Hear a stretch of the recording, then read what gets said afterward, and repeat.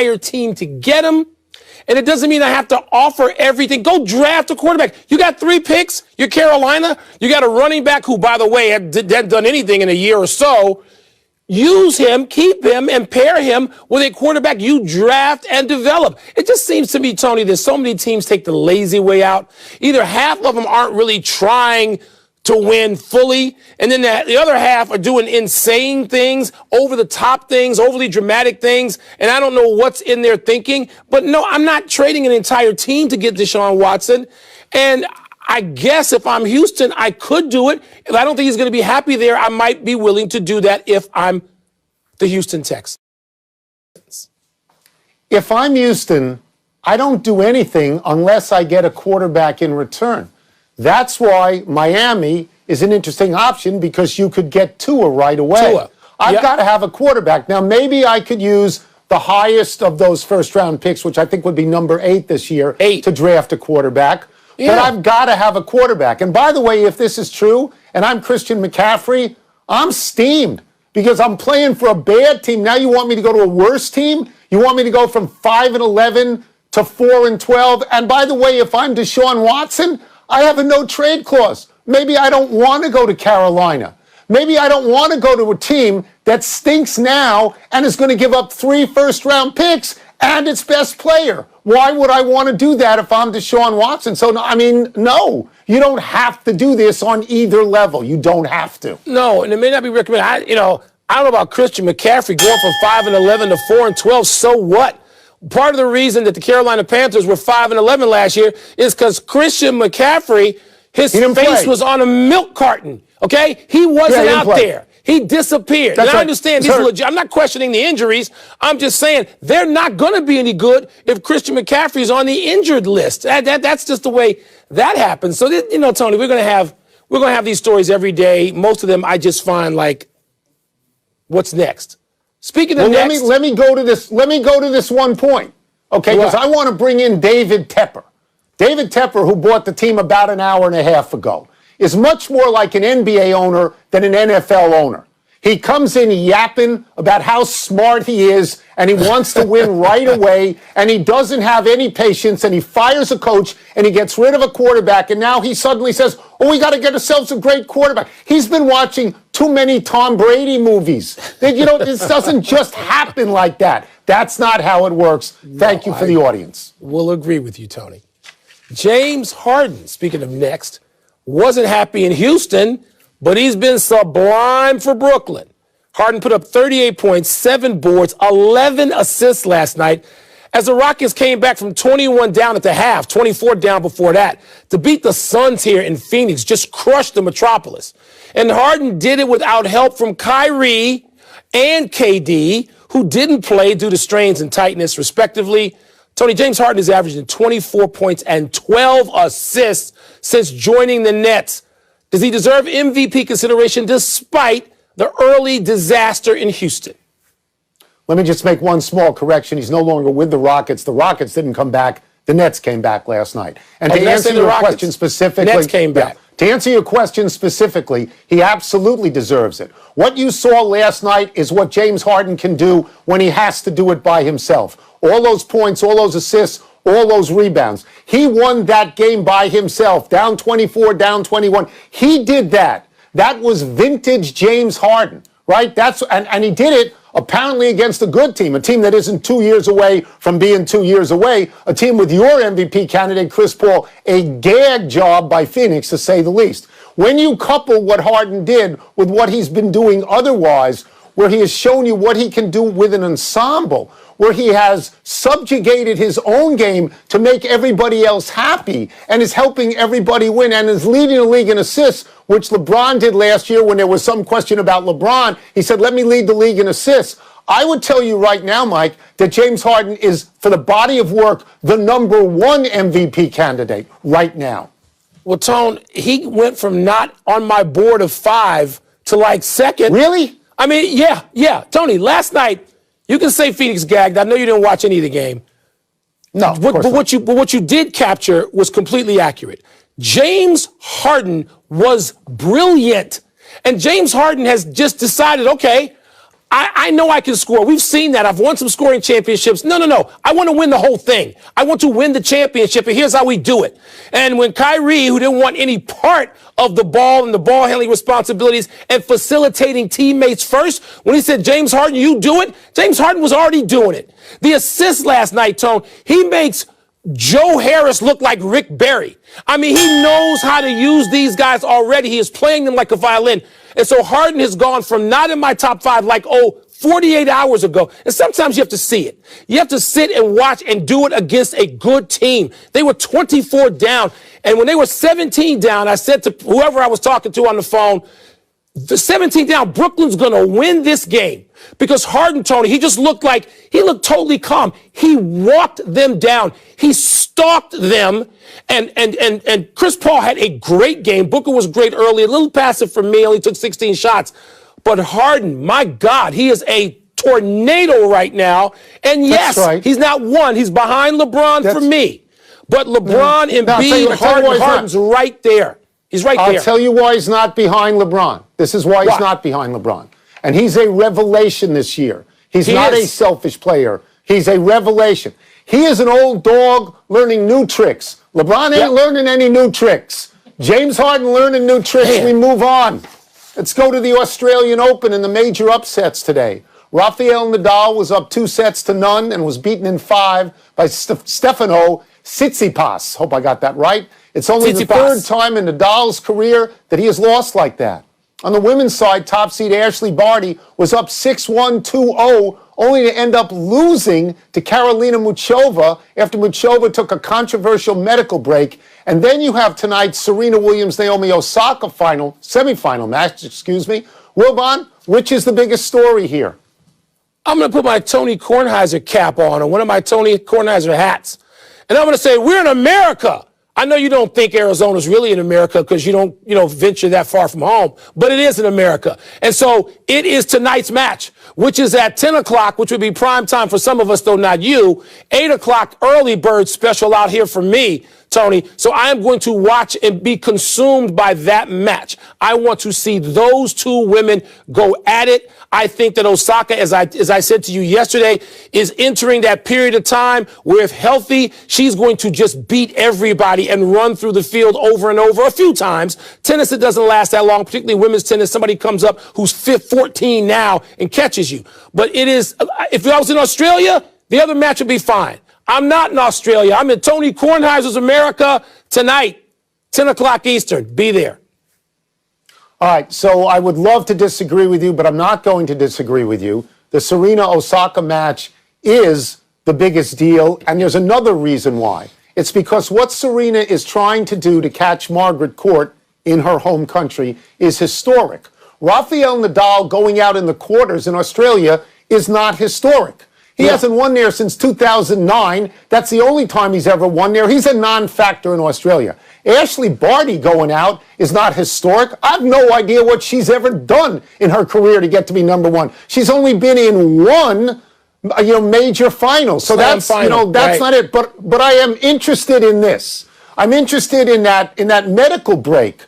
Usually somebody slips, they hurt a knee or they hurt an ankle. But she said, Muchova said, I'm feeling faint, and they gave her some ice. And then the other one, Barty, falls apart, Mike. She loses 12 of the next 15 games. Boom, you're done. How is that possible? And by the way, what's in that ice? And can I have some? What's in the ice? Because it made her into Superwoman. What's in the ice? I want ice immediately shipped to me.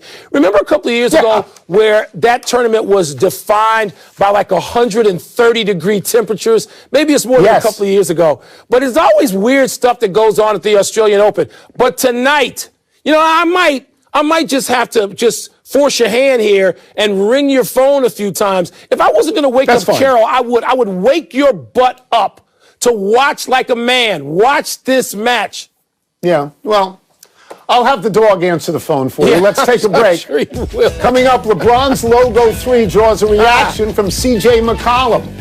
And should we be concerned about Giannis and the Bucks now that Milwaukee's lost 4 straight? So this is a 10 o'clock Eastern start tonight? 10 Eastern, 8 Mountain Time. 8 for me. Oh, so you can watch the whole thing and then go to dinner if you want. Interruption, presented by Toyota.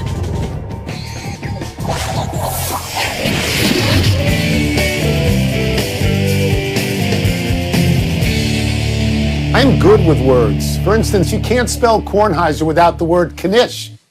What's first? C.J. McCollum was blank to poke fun at LeBron's Logo 3 attempt. He was brash. There was another word I wanted to use, but this is a family show, and I can't use it. Let me just point something out. You don't go out there and make fun of LeBron like that and show those crying and laughing emojis. You ought to remember that last year in the playoffs, you won the first game against LeBron, and that's the only game you won. And then you and Mr. Hulu were swept out of the playoffs. All right, so LeBron has a good memory. LeBron's not going to forget that you made fun of him. It's going to be like Tom Brady. When Tom Brady picked out that DB in Pittsburgh and made fun of him and threw touchdown passes right at him and then got in his face afterwards. LeBron's going to do that to McCollum. Tony, it's defiant. For all the reasons that you just stated, it's defiant. And that's what I love about the Blazers, particularly their backcourt of McCollum and Dame. It's like, okay, you got us. We're coming back at you again, old man. This is what they're saying. This sets up conflict. It sets up drama, which you were always a fan of, in your chosen situations. This is going to be good if they get to play each other. And I think Portland may be the most worthy team, other than Utah, in the West, of getting to the conference finals and playing against LeBron and the Lakers. It sets up controversy. How can you be against it? How can you be annoyed? Year, 4-1, and McCollum was minus 64. Minus 64. I don't know about Mr. Hulu. Next. It's blank that the Milwaukee Bucks have lost 4 in a row. It's inconsequential. It's February. Okay, Drew Holiday didn't play in these games. It's February, and did I mention it's February? Now, there's some statistics about Milwaukee that are scary. They're only better than one team, Detroit, in close games. That's a bad sign. But teams get hot at some point, like Utah. They get cold at some point, like Milwaukee. If this was happening in April, I would feel differently about it. And then people would say, oh, Giannis is going to leave. But he's not going to leave. So in the words of the other guy from Wisconsin, relax. Tony, I'm not going to disagree with any of that. I'm going to approach this from a different angle and say it's parity. There's only 3 teams that are out of it any given night in the NBA. Sadly, one is where you live in Washington, Minnesota, and Detroit. Everybody else, Tony, is within a couple of games of a playoff spot. Even the Boston Celtics, who are in 4th place, are +1, 1 game over 500. The NBA has had this how many times in the history of the NBA? Never. Because usually there's 6 or 7 teams getting all the wins. There's a small middle class of 3 or 4 teams. Right now, Tony, you've got 26 teams, at least, that can say, hey, wait a minute, we're still playing for something. And that doesn't even happen after 30 games normally in the NFL. First time ever parity. I'm not saying I love it, but that's what it is, and Milwaukee's part of it. No more words. No more. Let's take one last break, but still to come, Pittsburgh's GM says something that Ben Roethlisberger might wonder about. And J.J. Watt tweets something cryptic about free agency. I don't like Ben Roethlisberger's position right now. You mean I don't know. At this point in his career? Yeah. Happy time, people. Happy 34th birthday, Danny Farquhar. Don't feel bad if the name is unfamiliar. Farquhar was a nondescript pitcher for the Chicago White Sox, who now coaches in their minor leagues. But on September 21st, 2017, Danny Farquhar was pitching against the Astros. When he heard noises, it sounded like a bat banging on a can every time his catcher called for a changeup, and Farquhar smelled a rat. He did not go public with his feeling that the Astros were stealing signs and relaying this information in real time, but he loudly told some teammates and later said he was surprised that the media didn't ask him about it. When former Astros pitcher Mike Fiers conceded that the Astros were cheating and the scandal exploded, Farquhar had to feel some form of vindication. It appears Danny Farquhar was patient zero. Tony, Farquhar is a nice little historic note. Nice little note. Bigger on the historic scale, Jim Brown turns 85 years old today. Michael Jeffrey Jordan turns 58 years old today. That's history, Holmes, is it not? Two GOATs. That is with actual capital history. G. Yes, it is. That's history. Those guys are the best players in their sports. Happy anniversary, David Robinson. On this day 27 years ago, Robinson recorded the most recent quadruple-double in the NBA. Robinson did it with 34 points, 10 rebounds, 10 assists, and 10 blocks. Only 4 men have ever posted a quadruple-double. The others are Akeem Olajuwon, Nate Thurman, and Alvin Robertson, the only player to use steals as part of his quad. Wilt Chamberlain may well have had a bunch of these, but they did not keep track of blocks or steals in his day. You wonder who might do this today? James Harden and Russell Westbrook have had as many as 8 steals in a game. Rudy Gobert has had as many as 8 assists and 8 blocks. Nikola Jokic might have difficulty getting enough blocks, but he's had 7 steals. I think the players most likely are Giannis Antetokounmpo and Kevin Durant, who both have had 7 blocks in a game and 5 steals. Tony, I agree with you on those as you try to project a little bit. Those guys are in their primes, obviously. Christian Wood, not near his prime yet, not on the radar yet. I think he's one of those guys who could do it. Let me just say this about David Robinson, given his athleticism and how diversely skilled and highly skilled he was. If he was playing now, David Robinson, who could get out and do things and pick and roll defensively and offensively, and he would extend his range, David Robinson right now would be a greater monster than he was when he helped the Spurs win 2 championships. Now, he would be that kind of player. Happy trails to Cam Newton buying high fashion. Let me get out of the way and just quote Cam Newton from his recent video blog, and I quote, "One of my New Year's resolutions is to not buy high fashion. I want to be more of a thrift store shopper. I want to be more of a vintage shopper. I want to be more of a person that finds gems in stores that are less expensive and to still be able to give it its fine look. I've spent thousands and thousands of dollars, maybe even millions of dollars, on clothes that I only wore once. So to be able to recycle the closet is something that's challenging. But at the same time, it's going to be fun to do so throughout this whole year," unquote. For comment, I turn to the only person I know who has spent millions of dollars on clothes, Michael Ray Wilbon. Your thoughts? You don't strike me as a vintage shop guy. No, Tony, I'll turn some things into the vintage shop and they can resell them to somebody else. I don't buy from the vintage shops, and I have not spent millions of anything. Thousands of dollars, yes. And Cam, not millions, but hundreds of thousands, yes. But this is cool. Can you imagine being in a vintage shop, a secondhand shop, and Cam Newton walks into your front door? Be pretty exciting, wouldn't it? It would be, because you could buy his clothes for next to nothing compared to what he spent on them. Big finish, here we go. White Sox GM Rick Hahn says anything short of a World Series championship would be a disappointment. Really? Really? Why do these GMs feel the need to say, look how brilliantly I assembled this roster, and now let's see what you can do with it? That just seems, I don't know, selfish as hell to me. Self-absorbed. Steelers GM Kevin Colbert said today, quote, "As we sit here today, Ben Roethlisberger is a member of the Steelers," close quote. What do you read into that? As we sit here today, As we sit that here has today. a Jared Goff quality to it. Timberwolves Yeah. guard D'Angelo Russell out 4 to 6 weeks. Is that significant?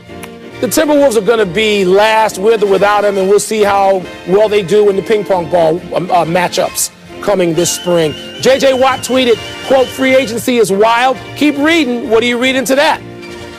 Oh, I just think that everybody's after him, and he's probably going, wow, look at this. Last one, Jazz and Clippers tonight. Who you got?